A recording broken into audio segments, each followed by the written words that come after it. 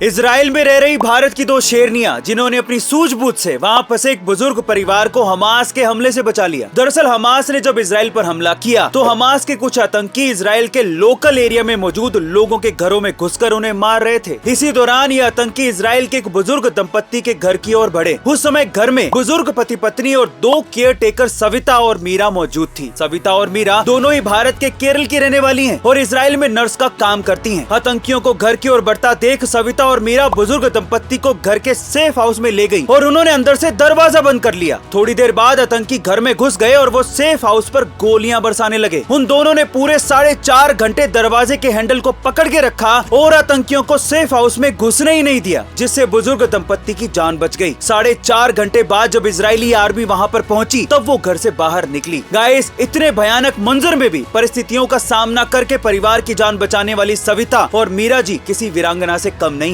तो उनके लिए कमेंट सेक्शन में एक हार्ट तो बनता है। भारतीय सेना का एक खुफिया ऑपरेशन जिसका नाम था कैक्टस, जो अगर ना हुआ होता तो आज मालदीव उग्रवादियों के हाथों में होता। इस ऑपरेशन कैक्टस को भारतीय सेना ने कैसे अंजाम दिया, चलिए जानते हैं। दरअसल 3 नवंबर 1988 को एक श्रीलंकन उग्रवादी संगठन ने मालदीव में तख्ता पलट करने की कोशिश की। इससे पहले 2 बार की गई कोशिशों के बाद इस बार मालदीव के एक बिजनेसमैन अब्दुल्ला लुतूफी के सपोर्ट से 200 श्रीलंकन उग्रवादियों ने मालदीव की राजधानी माले पर कब्जा कर लिया था। इसे देखकर उस समय के मालदीवियन राष्ट्रपति अब्दुल गयोम ने भारत के तत्कालीन प्रधानमंत्री राजीव गांधी से मदद मांगी, जिसके बाद राजीव गांधी ने ऑपरेशन कैक्टस के तहत भारत की वायुसेना और थल सेना के 1600 जवानों को मालदीव के हुलहुले आइलैंड पर भेज दिया और कुछ ही देर में भारतीय सेना ने उग्रवादियों को माले से बाहर खदेड़ दिया और इंडियन नेवी की मदद से भागे हुए उग्रवादियों को मार गिराया गया और कुछ इस तरह से भारत ने मालदीव सरकार का तख्ता पलट होने से बचा लिया। गाइस, इस बात पर इंडियन आर्मी के लिए एक हार्ट तो बनता है। भारत की एक ऐसी महिला एनकाउंटर स्पेशलिस्ट जिन्होंने आज तक 80 से भी ज्यादा आतंकवादियों को ढेर किया है, जिसकी वजह से उन्हें देखकर ही आतंकवादी कांपने लगते हैं। साल 1995 में पुलिस सब इंस्पेक्टर के तौर पर ज्वाइन करने के बाद एनकाउंटर स्पेशलिस्ट शाहिदा प्रवीण जी जम्मू कश्मीर के स्पेशल ऑपरेशन ग्रुप में शामिल हुई थी। इस ग्रुप में शामिल होने वाली शाहिदा प्रवीण जी पहली महिला कमांडो थी। शुरुआत में जब उन्होंने इस ग्रुप को ज्वाइन किया था तो उनके सीनियर्स